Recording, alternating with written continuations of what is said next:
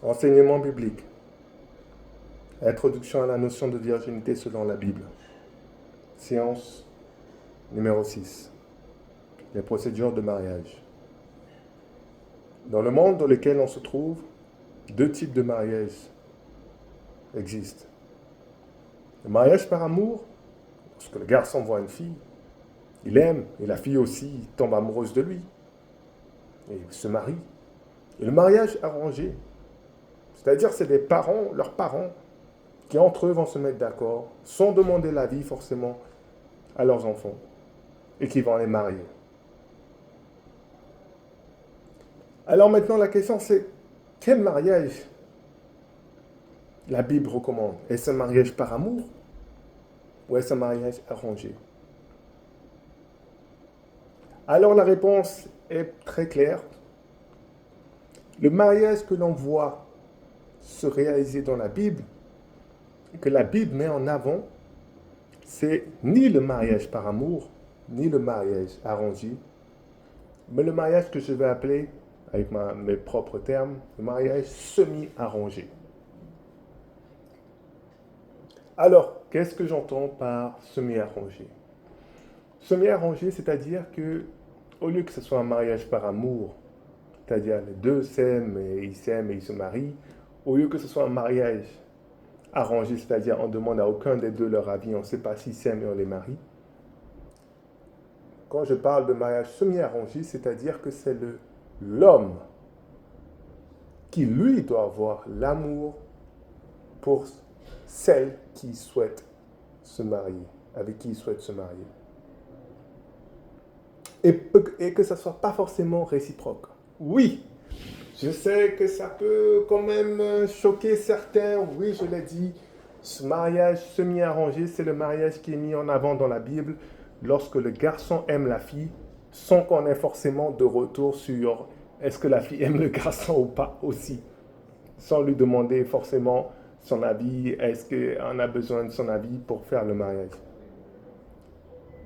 Donc ce n'est pas un mariage par amour, c'est-à-dire qu'on ne demande pas forcément l'avis de la fille pour faire le mariage, et ce n'est pas forcément un mariage arrangé parce que ça repose sur l'amour du garçon.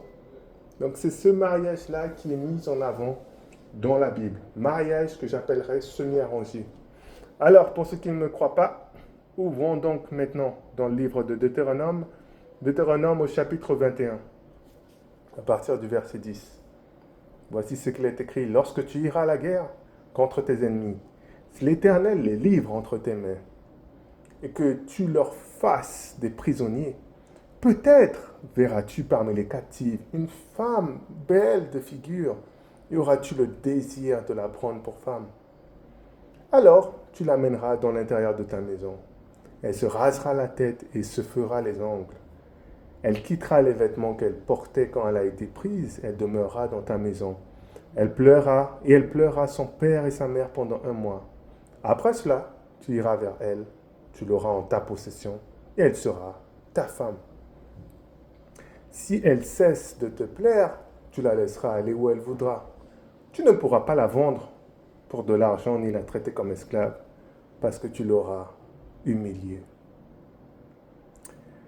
Donc ici, vous voyez que quand Dieu parle ici, il parle le peuple qui va faire la guerre, il ramène des captifs, le garçon voit une fille.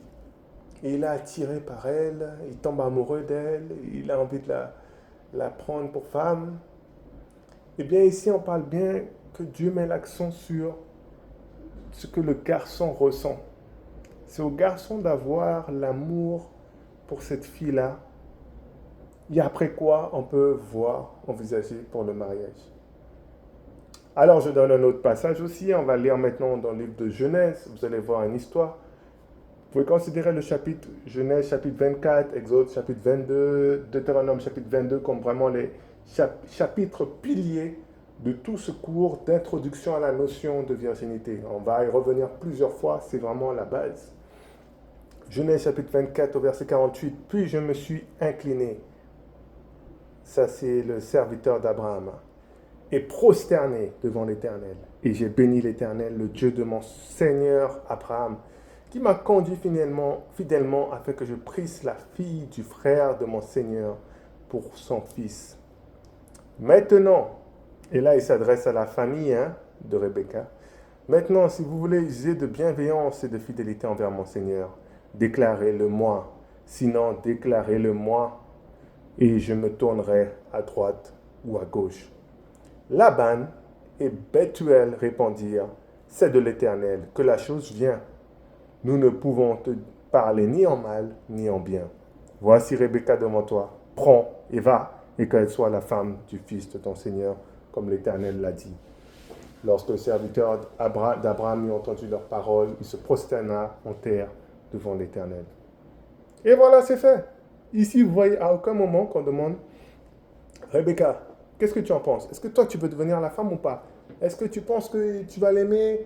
Sachant que dans cette histoire-là, et on aura l'occasion de reparler, j'espère, elle ne sait même pas à quoi il ressemble, lui-même, Isaac, il ne sait même pas à quoi ressemble Rebecca, mais c'est bon, c'est fait. Elle va devenir la femme de Isaac. Et à tel point, la chose est déjà faite qu'à un tel point, le serviteur d'Abraham se prosterne en terre et commence à louer déjà l'Éternel. Alors effectivement, juste après, quand il veut vraiment partir tout de suite, là on va redemander à Rebecca, est-ce que tu veux partir? Mais vous voyez qu'ici quand même, là c'était déjà fait. C'est déjà fait. À un tel point que le serviteur va se coucher par terre, se prosterner en terre. Donc vous voyez que lorsqu'on fait un mariage, les procédures de mariage dans la Bible, ce qui est mis en avant, c'est mariage semi-arrangé. L'amour doit sortir du mari. Et les gens vont dire, attends, donc tu veux dire que la femme doit être avec quelqu'un qu'elle n'aime pas? Écoutez, je vous dis directement la vérité, notez-le bien. Les filles aiment facilement, très facilement, et peut-être je rajouterais même trop facilement. Trop facilement. Regardez qu'est-ce qu'il est écrit dans le livre d'Éphésiens. Vous vous rappelez les commandements qui sont donnés? Enfant, obéis à tes parents, tu vivras longtemps, voilà. Et après, c'est écrit aussi, Marie, aimez vos femmes. Marie, aimez vos femmes. Une chose vraiment difficile pour l'homme, le mari, c'est d'aimer. C'est d'aimer, c'est quelque chose de très difficile pour lui. On voit beaucoup de choses, mais aimer, c'est vraiment une difficulté. Vous imaginez quand même, c'est sa femme, c'est lui qui l'a choisi. On est obligé de dire, hey, aime ta femme. Hein? Mais c'est pas lui qui l'a choisi, il a peut-être choisi celle la plus belle, il a craqué pour elle. On est obligé de dire, aime ta femme. C'est quoi ça? Ça montre bien que pour l'homme, il y a une difficulté. Il y a une difficulté. C'est vous qui êtes en couple maintenant. Vous savez que ce que je dis là est vrai. Parce que c'est écrit dans la Bible, donc je n'ai pas besoin de votre retour pour le savoir. Mais si vous avez expérimenté suffisamment d'années après le mariage, Marie aime ta femme, il y a une difficulté pour l'homme à aimer. C'est comme ça. Après, pour la femme, qu'est-ce qu'il est écrit? Femme, soumettez-vous à votre mari. C'est pas écrit, et femme, aime aussi ton mari. Non! Parce que la femme, naturellement, je ne sais pas pour quelle raison, elle aime rapidement, elle aime son mari. Mais le problème, c'est que parfois, elle ne veut pas se soumettre. Tu lui as dit quelque chose. Oh non, non, non, non, non, non. Hey. Elle ne veut pas se soumettre. C'est ça sa difficulté. Mais ce n'est pas écrit ici, aime ton mari aussi. Est-ce que tu vois que c'est écrit que la femme, aimez vos maris? Non. Les femmes ont une tendance à aimer rapidement. Et même trop rapidement. Attends, tu dis, mais comment tu dis trop rapidement? Ben écoute, je ne sais pas si tu es à l'église ou quelque chose à l'endroit où tu es, regarde autour de toi. Tu vois beaucoup de femmes, n'est-ce pas? Où est leur mari? Où est le mari? Ah, il n'est plus là. Et il n'y a que les enfants avec elle. Oh, elle ne savait pas. Ah, qu'est-ce qui s'est passé? Tout simplement, un jeune homme est passé, il a donné des belles paroles et madame a aimé. Elle a aimé parce que tout simplement, comme je disais, les femmes aiment facilement, elle a aimé. Sauf que, finalement, non, le garçon, lui, n'aimait pas vraiment. ou plus. Après, une fois qu'il a consommé, c'est bon, il n'aime plus. Mais la femme, qu'est-ce qu'elle aime? Qu'est-ce qu'elle aime? Mais c'était du rêve. Donc les femmes aiment beaucoup, voire elles aiment trop. Est-ce qu'il y a des femmes là, à côté de toi, là, ou peut-être toi-même dans ta situation, est-ce qu'on t'a forcé? Est-ce que tu as fait un mariage arrangé? Est-ce qu'on t'a forcé à être avec ce garçon-là? Non, personne ne t'a forcé, c'est toi qui as aimé. Et maintenant tu es tout seul, toute seule. Pas pour toutes, hein, mais pour un bon nombre, et surtout à l'église, c'est ça qu'on voit. Pourquoi? Parce qu'elle a aimé trop vite, trop facilement. C'est comme ça avec les femmes. C'est comme ça. Alors, dans la procédure de mariage, tout commence, on récapitule, avec l'amour de l'homme. L'homme est intéressé. euh, bon, là, vous avez vu dans le contexte, hein, une femme belle de figure. Donc, il y a quand même la beauté physique qui joue un rôle là-dedans. On peut pas se supprimer. Hein. Je ne veux pas être trop spirituel pour vous non plus, mais la beauté physique joue un rôle. Il y a voilà, certains appétits, certains goûts que les hommes peuvent avoir et que c'est ça qu'ils recherchent chez une femme. Et s'ils voient ça, c'est normal qu'ils puissent être attirés.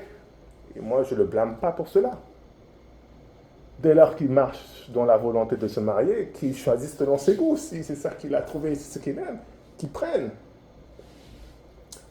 Donc, bien souvent, une grosse part, c'est la beauté physique qui va faire que l'homme va vouloir, voilà, tel type, c'est ça qu'il aime bien, du moins qu'il pense aimer, et il va donc vouloir être avec elle.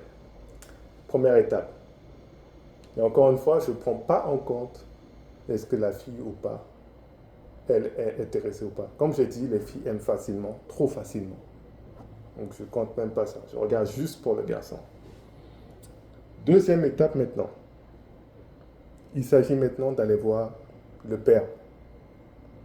Le père pour obtenir un cadre propice, sécurisé, afin de pouvoir mieux la connaître. Oui, parce qu'au début, c'est vrai, j'ai parlé de tout ce qui est beauté physique, apparence physique, mais il faut aussi quand même, rappelez-vous le livre de Proverbes, qu'il faut qu'il prenne quand même une femme vertueuse, une femme avec des qualités. Donc là, ça peut être important, là c'est important d'avoir un moment où on peut quand même la connaître un peu plus, notamment dans un bon cadre, sous la surveillance du père ou des parents, pour quand même aussi avoir la qualité spirituelle. Voilà, si ce n'est pas la qualité spirituelle qu'on a vue en premier, qu'il puisse avoir aussi cela pour être sûr, s'assurer que quand même ça reste une femme selon le cœur du Seigneur.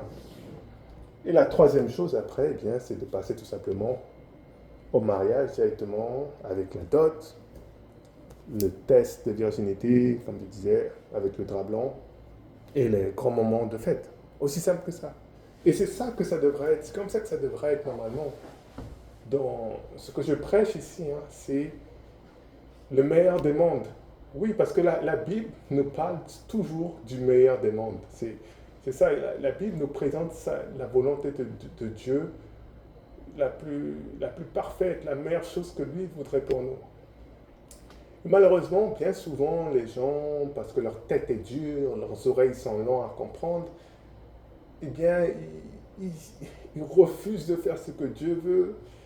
Ils se mettent dans des situations compliquées. Après, ils viennent à l'église et il faut qu'on les aide.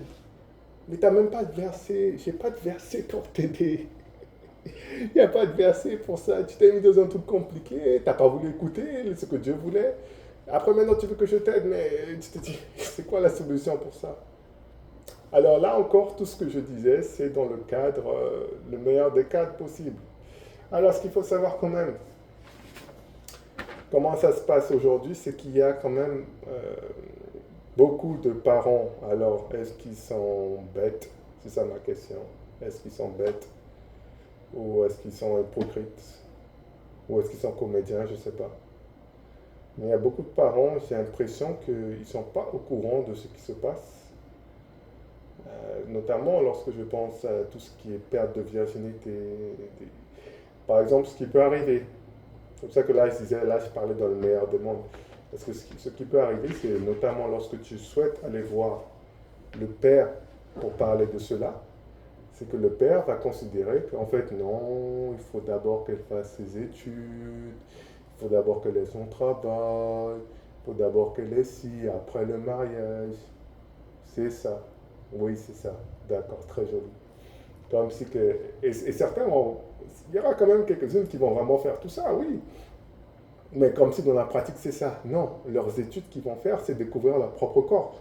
C'est ça qu'ils vont faire. Leur étude, c'est comment perdre rapidement la virginité. C'est ce qu'ils font. Mais soit le père, un, ne sait pas, soit deux, c'est quelqu'un qui aime l'argent simplement. Et il s'en fiche totalement de la virginité de sa fille. Si elle la perd ou si elle la garde, il s'en fiche. Ce que lui, il veut, c'est l'argent. Donc ça, c'est un des obstacles qui peut arriver. Malheureusement, il y a des pères, beaucoup de pères, peut-être par manque d'enseignement, peut-être qu'ils ne savent pas, je ne sais pas, mais en tout cas, je fais ça. S'il y a un père qui entend encore, c'est ce qui se passe avec vos filles. Et lorsqu'elles sont là-bas, on aura l'occasion de reparler un peu plus en détail.